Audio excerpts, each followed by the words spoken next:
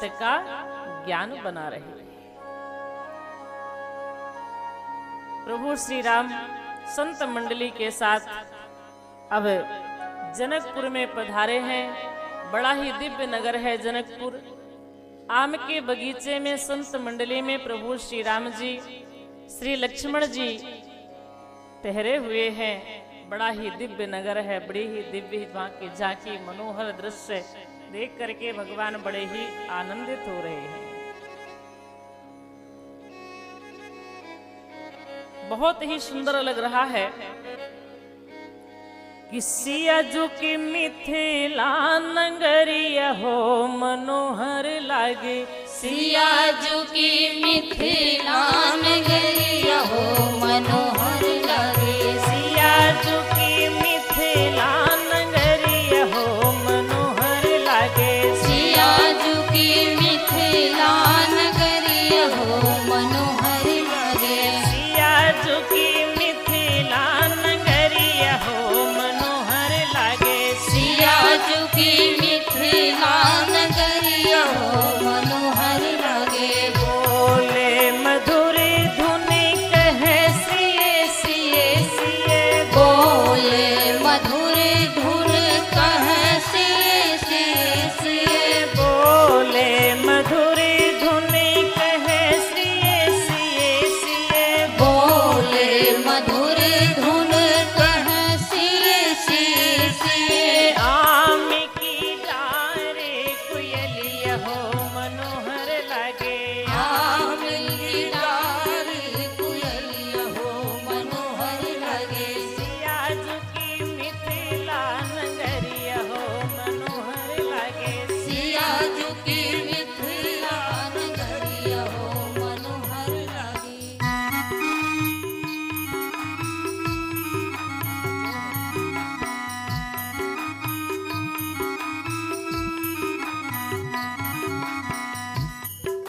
और ध्यान रखेंगे जनकपुर के भक्त कैसे हैं, वहाँ के नर नारी कैसे हैं। नगर निवासिनी की नैनन सो नगर निवासिनी की नैनन सो। नगर निवासिनी की नैनन सो नगर निवासिनी की नैनन सो। छलकती प्रेम डगरिया हो मनोहर लागे। छलकत प्रेम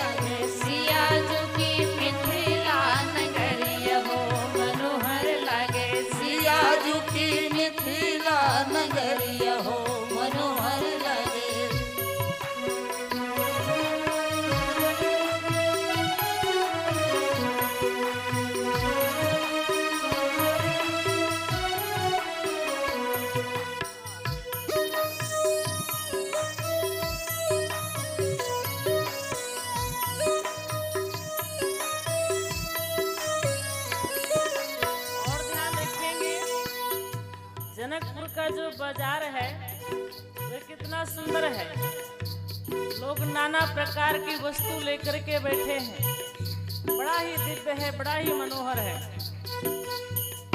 विविध वस्तु धरी बैठे बन के बरे, विविध वस्तु धरी बैठे बन के बरे, विविध वस्तु धरी बैठे बन के बरे, विविध वस्तु धरी बैठे बन के बरे, बरे नत बनना बजरिया हो मनोहर लागे, बरे नत बनना बजरिया हो मनोहर लागे, सिया झुकी मिथिला नगरिया हो मनोहर लागे, सिया झुकी मिथिला नगरिया हो मनोहर लागे, सिया झुकी मिथिला नगरिया हो मनोहर लागे, सिया झुकी मिथिला नगरिया हो मनोहर लागे, सिया झुकी मिथिला नगरिया हो मनोहर लागे, सिया झुकी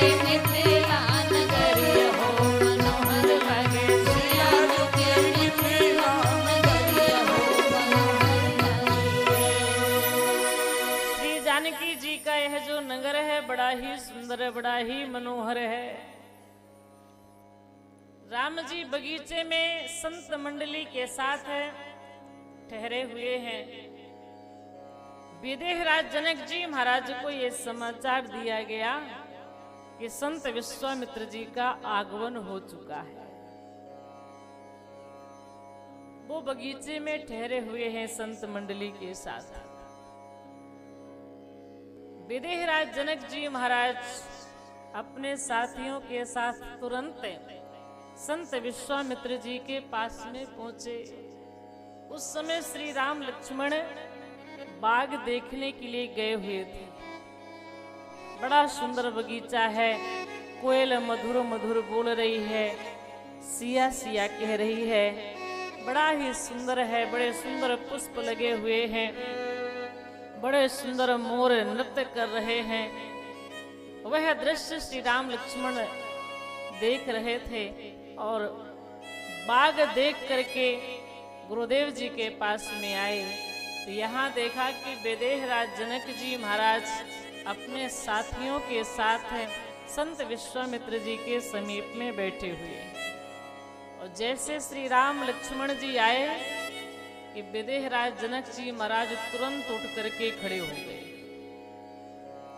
गुरुदेव जी से जो बातें भी चल रही थी ना, क्योंकि दोनों ज्ञानी थे, ज्ञान की जो बातें हो रही थी वो सारा का सारा ज्ञान एक साइड में हो गया।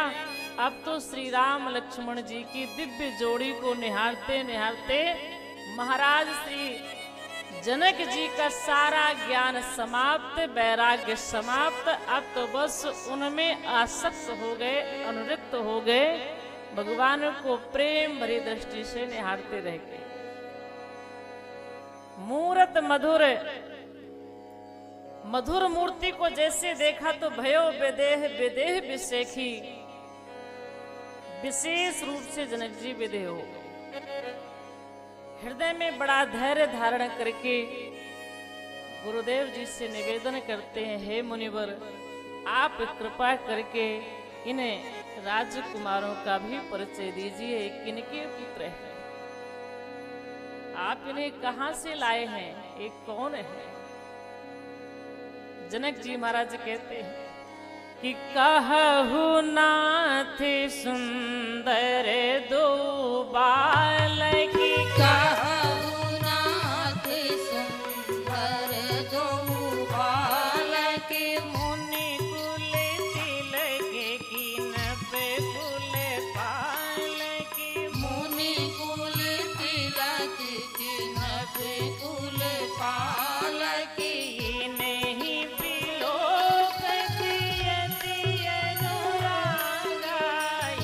नहीं बिलोकत अति अनुरागा, परवश ब्रह्म सुख ही मन त्यागा, परवश ब्रह्म सुख ही मन त्यागा, नहीं बिलोकत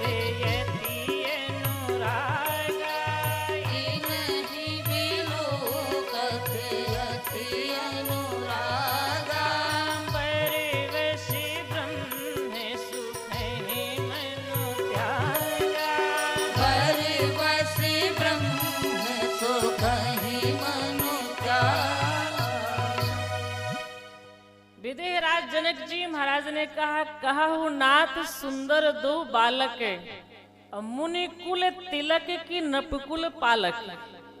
ये मुनि कुल के तिलक हैं कि नृपकुल के पालक हैं? क्यों? इनको देख करके जो है मेरा जो मन है, जो ब्रह्म सुख में लगा रहता था, आज उस मन ने ब्रह्म सुख को छोड़ दिया है, इनमें आसक्त हो गया है। सहज विराग रूप मन मोरा, थकित होत जिम चंद चकोरा।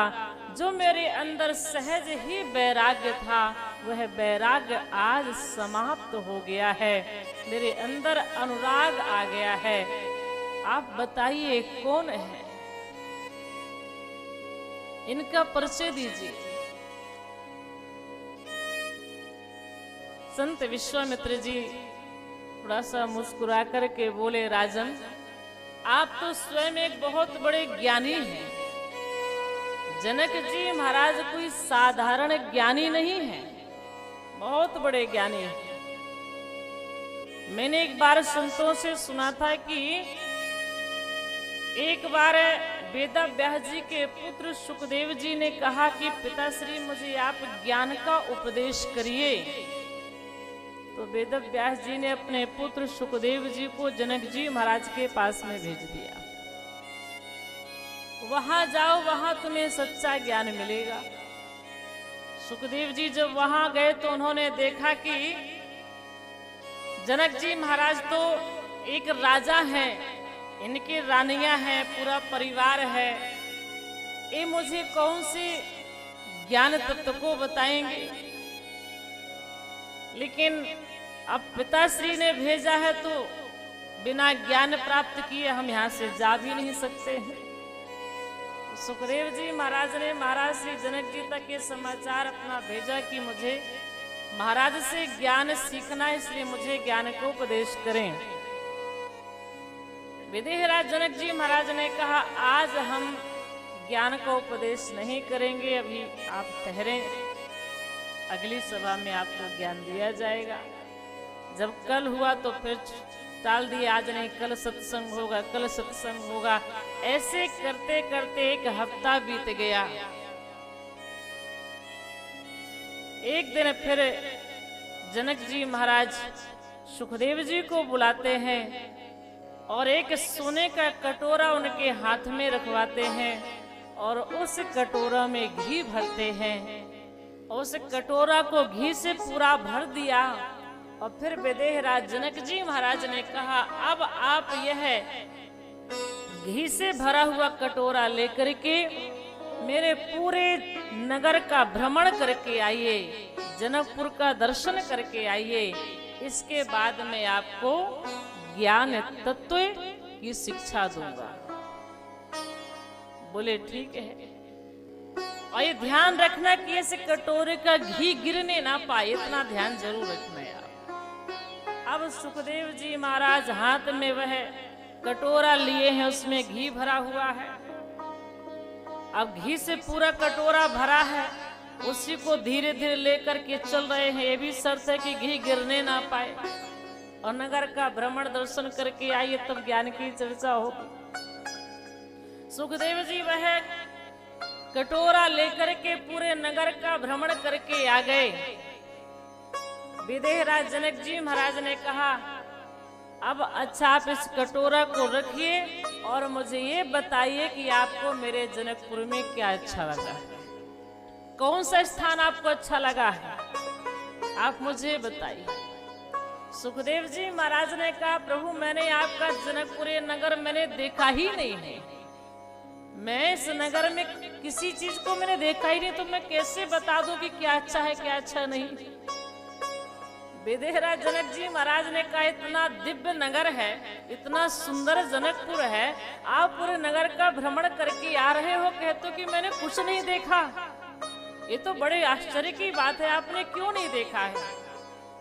सुखदेव जी ने कहा, महाराज आपने कहा था कि कटोरा का घी ना गिरने पाए, इसको ध्यान में रखना।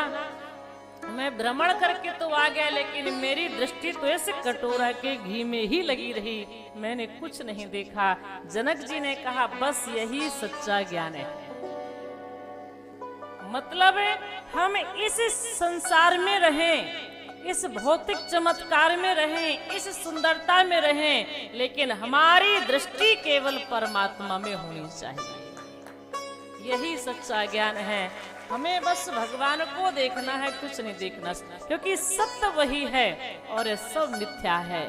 जिसको ये बात का ज्ञान हो जाता है वह इस भौतिक चमत्कार में फिर नहीं फंसता है। यही सच्चा ज्ञान है।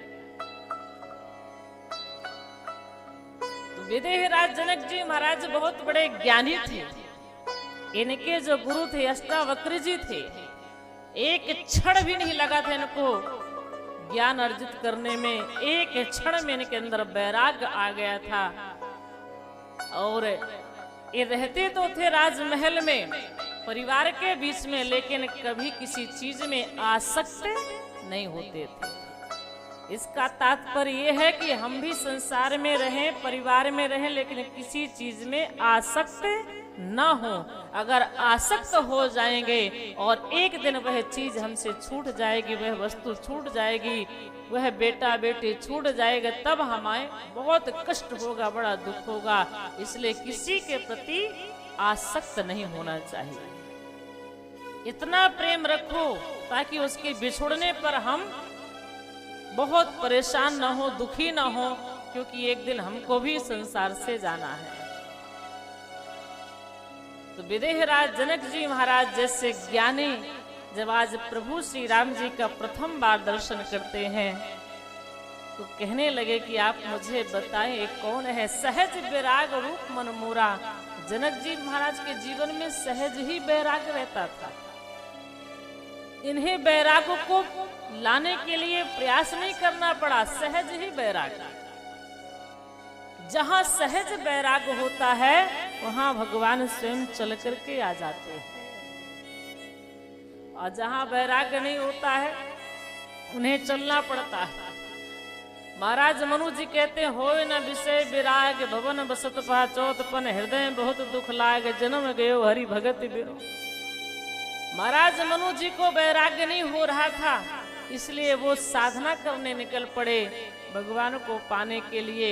और यहाँ जनक जी महाराज के जीवन में तो सहज ही वैराग्य है, तो यहाँ भगवान स्वयं आ गए इन्हें दर्शन देने के लिए। लेकिन आज वह वैराग्य भी समाप्त हो गया, अनुराग आ गया। ध्यान रखना, अनुराग जो है व्यक्ति को बांधता है और वैराग्य व्यक्ति को छोड़ता है। वैराग व्यक्ति को मुक्त कर देता है और अनुराग व्यक्ति को बंधन में डाल देता है।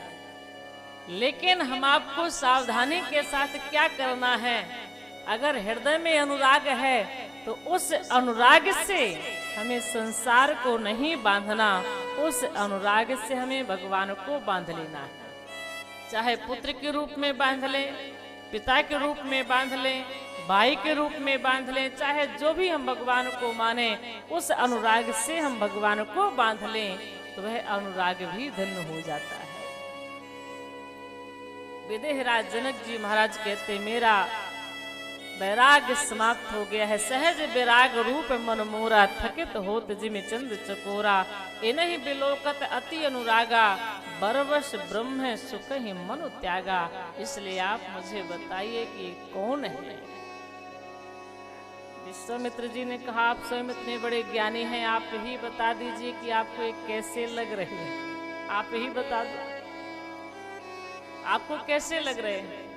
तो जनक जी ने कहा, मुझे तो ऐसा लगता है कि ब्रह्म है जो निगम नेति कह गावा, उभय बीस धरी की सुइयावा। जनक जी कहते, मुझे ऐसा लगता है जिस ब्रह्म के लिए वेद पुराणों ने नेति नेति कह करके गायन किया है, वही पर ब्रह्म परमात्मा, वही ईश्वर यह रूप बना करके मेरे सामने प्रकट हो गया है। ब्रह्म जो निगम नेति कह गावा, उभय बेस धर की सोयावा। ब्रह्म ही आ गया, मुझे ऐसा लग रहा है। महर्षि विश्वामित्र जी खूब हंसे। कहा मुनि बिहसे गूढ़ मृदु बानी। मुनिवर ने कहा कि राजन आप बिल्कुल सत्य ही कह रहे हैं। कहा मुनि बिहस कहो नपनी का बचन तुम्हारा न होए अली का। ए प्रिय सबहि जहां लगे प्राणी तो मन मुस्काहि राम सुन बानी। विश्वामित्र जी कहते हैं आपका वचन कभी मिथ्या हो ही नहीं सकता है राजन, आप सत्य कह रहे हैं। जहां तक प्राणी है इस संसार में इस जगत में ये सबको प्रिय लगने वाले राम हैं। और सबको प्रिय कौन है? सबको प्रिय केवल परमात्मा है। जीव कभी सबको प्रिय हो ही नहीं सकता है। किसी को हम अच्छे लग रहे हैं तो किसी को बुरे भी लग रहे हैं। ऐसा हो ही नहीं सकता कि हम सबको अच्छे लगें, लेकिन भगवान सबको अच्छे लगते हैं। चाहे साधु संत महात्मा हो, भक्त हो, प्रेमी जन हो और चाहे निशाचर हो। खर दूषण भी कहते हैं यद्यपि भगनी कीन कुरूपा बद लायक नहीं पुरुष अनूपा। ऐसी सुंदरता हमने अपने जीवन में कभी देखी ही नहीं है। भले ही हमारी बहन के नाक कान काट लिए हैं, लेकिन फिर भी इतने सुंदर पुरुष हैं कि ये बद करने योग्य है ही नहीं। कैसे इनको हम मानते हैं? और इतना ही नहीं, 14,000 सेना के साथ भगवान के स्वरूप से मोहित हो गए थे निशाचर। तभी तो कहते राम राम कह तनु तजहि पावहि पद निर्वाण। करु उपाय रूप मारे क्षण महाकृपा निधान। जब सारे निशाचर भगवान के रूप सौंदर्य को देख करके मोहित हो गए तो भगवान इन 14,000 निशाचरों को अपना रूप दे देते हैं। तुम्हें मेरी सुंदरता अच्छी लगी तो मैं तुम्हें अपनी सुंदरता देता हूं। इन निशाचरों को भगवान प्रिय है। तो आज गुरुदेव जी ने कहा ये सबको प्रिय लगने वाले श्री राम लक्ष्मण है। राम जी मंद मंद मुस्कुराने लगे। मैं तो नर लीला करने आया हूं और ये दोनों ज्ञानी मिलकर के मेरे ब्रह्म के मेरे तत्व की व्याख्या कर रहे हैं, तब तो मेरे लीला में व्यवधान हो जाएगा। इसलिए भगवान श्री राम जी मुस्कुराए। और ध्यान रखना, भगवान की हंसी ही माया है। भगवान की जो हंसी है ना वही माया है। और जैसे भगवान मुस्कुराए तो उससे माया से मोहित होकर के संत विश्वामित्र जी भगवान के ऐश्वर्य को भूल गए और पुनः माधुर्य परिचय देने लगे। पहले परिचय दिए तो ये प्रिय सबहि जहां लगे प्राणी तो मन मुस्काहि राम सुनवाने। और अब माधुर्य परिचय देते हैं। क्या कहते हैं कि रघुकुल मणि दशरथ के जाए। रघुकुल मणि दशरथ के जाए। रघुकुल मणि दशरथ के जाए। रघुकुल मणि दशरथ के जाए। रघुकुल मणि दशरथ के जाए। रघुकुल मणि दशरथ के जाए। ममे हित लागी नरेश पठाए। ममे हित लागी नरेश पठाए। ममे हित लागी